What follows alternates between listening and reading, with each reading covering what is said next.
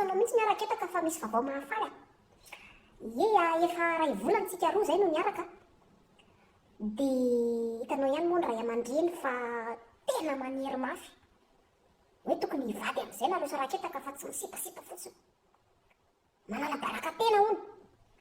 Dia hitanao koa moa ny mpiray vodirindrina fa tena manao awawa be mihitsy. Dia noho izany dia mangataka anao ako ny hivady. Hoe manaiky ve ianao? Ny anambady aho. Chéri, faly be mihitsy a. Iena dia tena hoe faly be ara amin'ilay izy raha nita. Ohatran'ny mandinika kely ihany aloha eto hoe dia ahoana moa izany ny programa rehetrarehetra.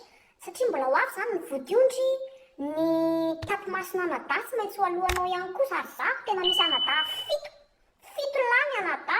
Tsy maintsy omena ho vola daholo izany izy fito amin'ny rahalahy. Jehova raitso fito.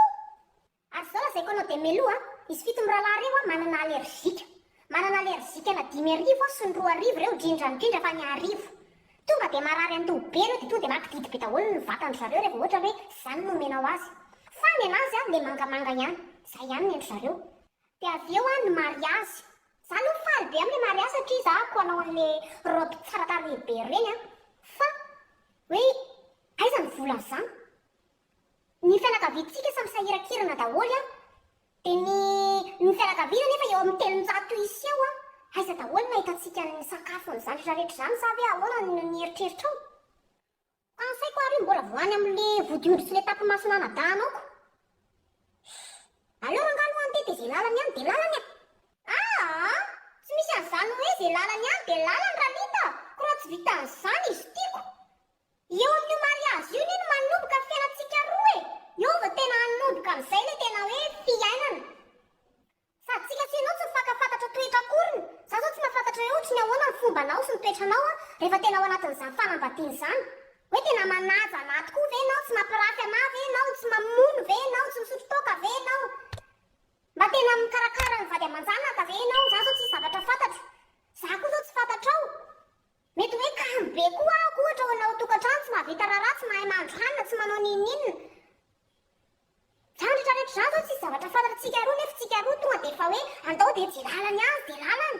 Dia ny manarakaraka an'izany dia ny hoe inona no hamelomantsika ny zanakitsika dia aizitsika ny hipetraka.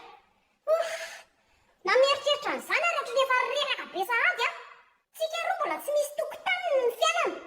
Hoe inona no asantsika roa hamelomantsika ny zanakitsika. Ianao mbola tsy manana asa hatramin'izao. Zaho ty mbola tsy vita fianarana, mbola tsy misy ninninina. Fa dia hoe andao fotsiny rangahy dia izay lalany ihany dia lalany raha lita. Tena efa voasorandro any sady nge izany hoe ny fiainantsika roa aoriana ao tena isavoritaka be. Ka atao ahoana ary izy ianao? Tsy tokony izy atao e. Aleo aloha izany aloha hijanona ilay resaka fanambadiana. Aleo aloha hiandry kely mihitsiny. Fa za tsy miditra amin'izany. Rehefa vita eo izao mariazintsika tonga dia raikitra indray ny wawawa be hoe fa ahoana fa nga mbola tsy miteraka ihany ilay raketaka fa nga momba. Izany indray no avy eo rehefa avy eo. Ie, aleo ary aloha izany hoe hiandry kely mihitsiny. Zao ngamba no ataontsika roa andaontsika roa hiezaka mafy hamita ny fianarantsika dia mba azo asa matotra hamelomantsika ny tokantranontsika. Dia rehefa tena volona amin'izay tsika roa niatrika amin'ny fiainana dia ataontsika mirefidrefitra so mipokapoka amin'izay no mariazitsika. Tonga dia asiako an'ilay etsy le mangamanga an'ilay anadano. Tsy misy problème matsony amin'izany. Ie, aleo ary izay mihitsiny. Izay koa ny eritreritrako izao eto. Ie, mety tsara izay. Fa na izany ary aloha afaka raisiko ihany ve ilay peratra aloha ho anaovako. Fotony tsara kely izany ko. Ty aza mbola trosan'olako averiko fotsiny ty izany. Loza.